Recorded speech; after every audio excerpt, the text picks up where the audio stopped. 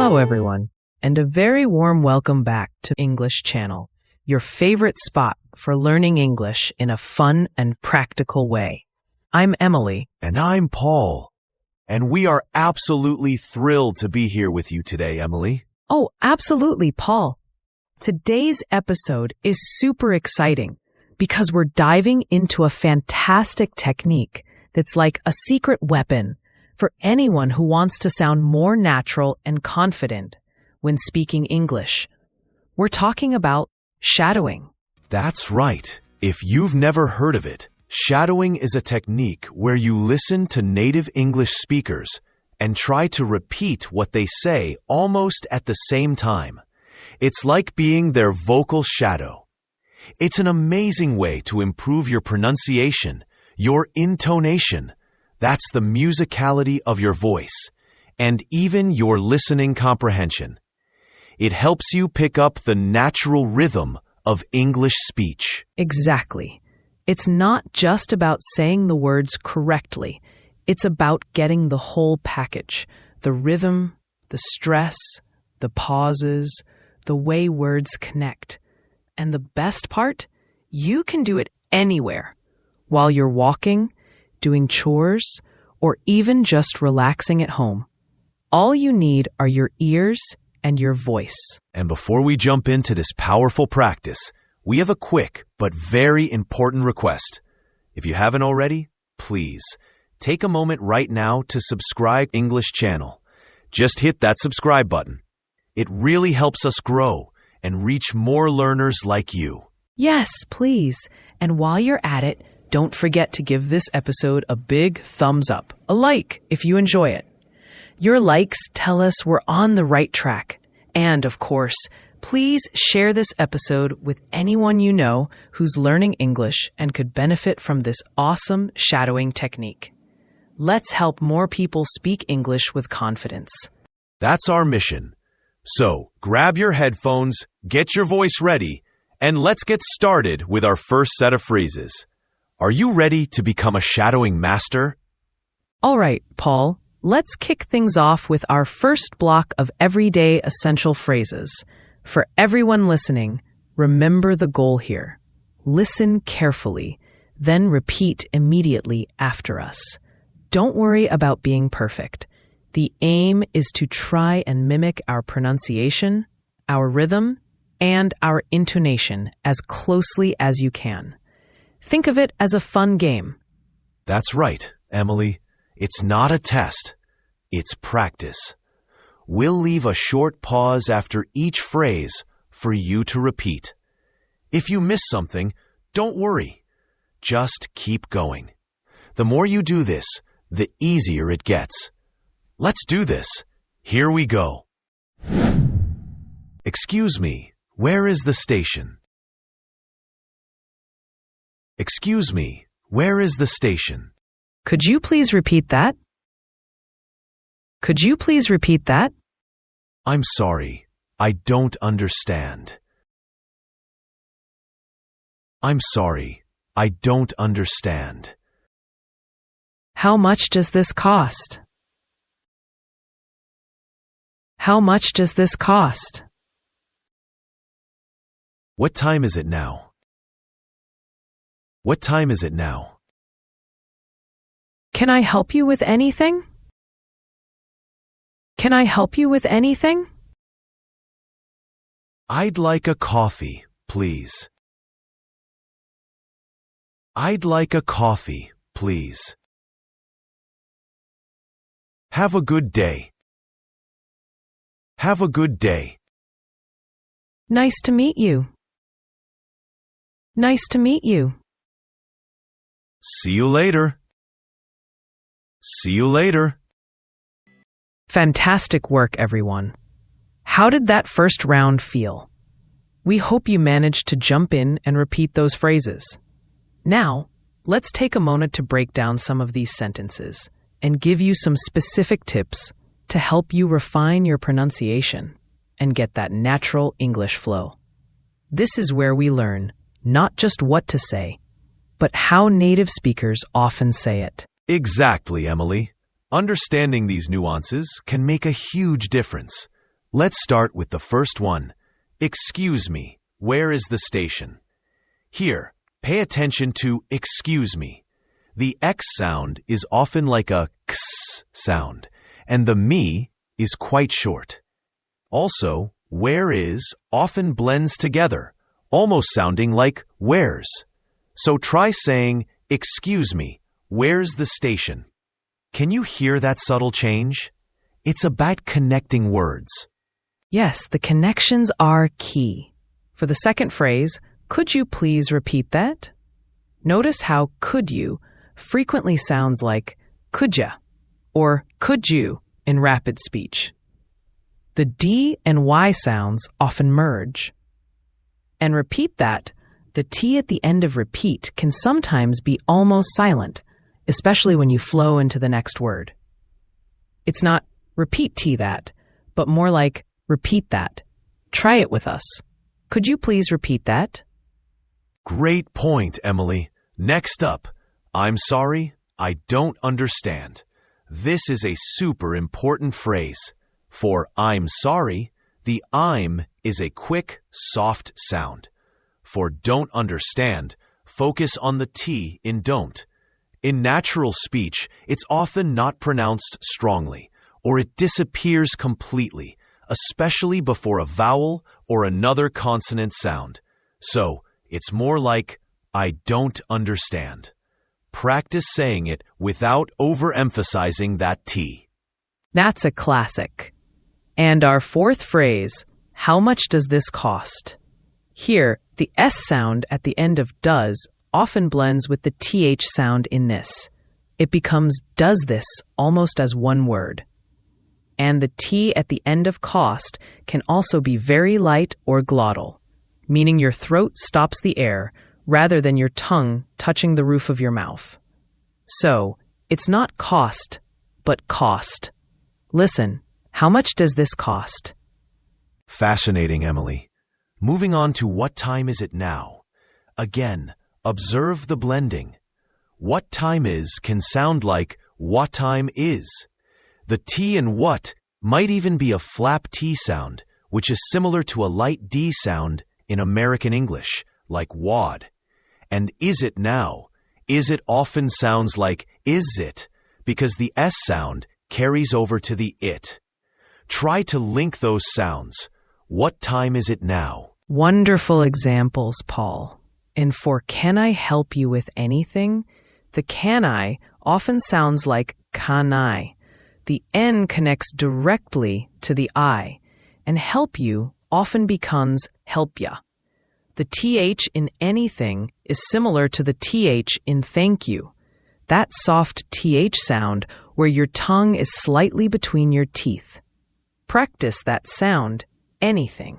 Excellent, Emily. Next, I'd like a coffee, please. Here, I'd like a often runs together.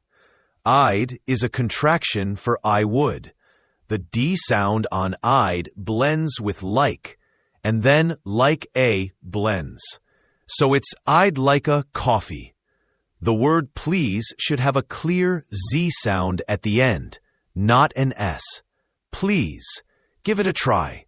I'd like a coffee, please. You're nailing these, Paul. And the phrase, have a good day, is so common. Notice how have-a often sounds like have-a. And the D at the end of good is often very light, almost swallowed, especially before another consonant like day. It's not good day, but more like good-a. Try to connect it smoothly. Have a good day. Perfect, Emily. And for nice to meet you, this one is a classic example of sound reduction. To often becomes ta, or even just cha, and meet you often merges to meet you because the T sound and the Y sound combine. So it's nice to meet you. This is a very natural way to say it for many native speakers. Don't be afraid to try blending those sounds. Absolutely, Paul. Finally, in this block, see you later. This is another great example of you reducing to ya. So see you becomes see ya. And later, in American English, the T often becomes that soft D sound, like later. So put it all together. See you later. Fantastic. That's a lot of information, but it's all about making those small adjustments that add up to a big difference in how natural you sound. Don't feel overwhelmed. Just pick 1 or 2 tips to focus on for a few days, then move to others. Exactly.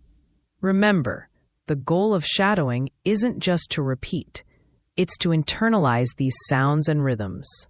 It's like learning to play a musical instrument. You practice the scales until they become second nature. All right, everyone. Are you ready for round 2? Now that you've got some powerful insights into how words connect and sounds change, try to apply what you've learned. Let's do another 10 common and incredibly useful phrases that you'll hear and use all the time. That's right. Don't be afraid to experiment with your voice. Push yourself a little bit. The more you practice, the more these natural patterns will become part of your own speech. We'll give you those pauses again.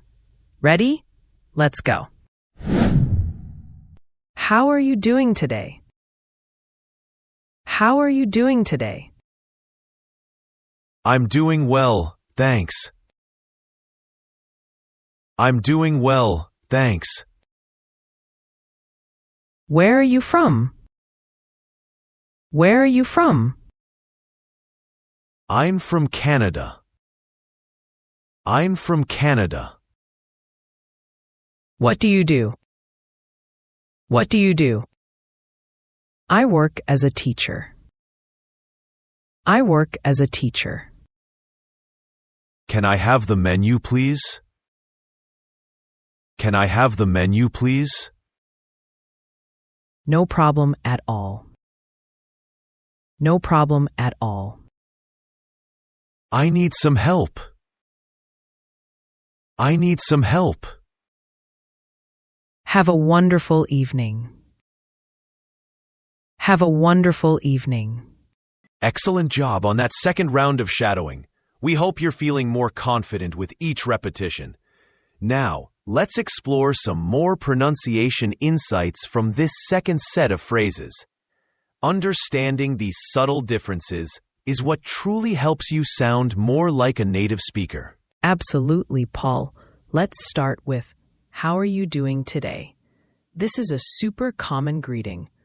Notice how are you often sounds like how are ya, or even just how ya. The doing sometimes reduces to doin', dropping the G sound, so it's often how ya doing today. Try to flow those words together. Great observation, Emily. For the next one, I'm doing well, thanks. Again, the I'm is short, and for doing well, the G is often dropped, as Emily mentioned, so doing well. The thanks has that tricky TH sound, remember? Tongue gently between your teeth.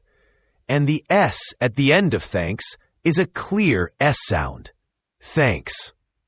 At TH takes practice. Next, where are you from? Similar to how are you can become are ya. And from has that subtle R sound. Not a strong rolled R like in some languages. It's more of a soft, rounded R sound. From, can you feel the difference? Perfect, Emily.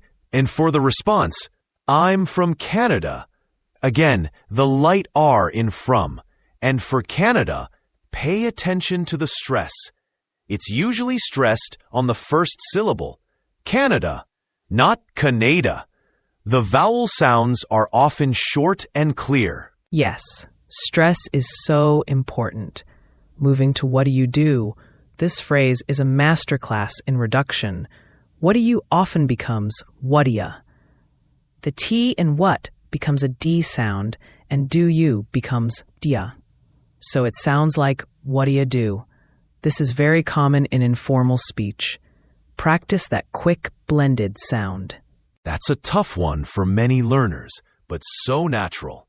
And the response, I work as a teacher. Here, as a often sounds like as a because the S links to the A. Also, teacher has a longer E sound and then that soft ch sound. Teach-er. Make sure the sound is a neutral vowel, not too strong. Fantastic. For can I have the menu, please? Similar to can I help you, can I often becomes can I. And have the sometimes blends into have a the. And menu has the stress on the first syllable. Menu. Again, Z sound at the end of please. Listen, can I have the menu, please? Great. Next, no problem at all. This one is interesting. At all often links together. The T in at is often a flap T or disappears, and the A links to all. So it sounds like at all or even at all. And the L sound in all is often a dark L, where your tongue is lower in your mouth. All. That's a subtle but important detail, Paul, for I need some help. The D at the end of need is often very light, almost silent, especially before some, and some help can sound like some help. The H in help is a full H sound like hat. Don't drop it. And finally, Emily, have a wonderful evening. Again, have a becomes have a. Wonderful has the stress on the first syllable, wonderful. And evening often sounds like evening with a soft G at the end, sometimes almost silent. The V sound is important here, unlike some languages where it might be a wa. Amazing work, Paul. That really breaks down the nuances of these common phrases. Remember, these aren't strict rules, but common patterns in natural, everyday English. The more you listen and try to imitate, the more natural these sounds will become for you. Wow, that was an incredibly rich and practical session on shadowing. We truly hope you found this episode helpful and that you're already feeling a positive difference in your English speaking ability.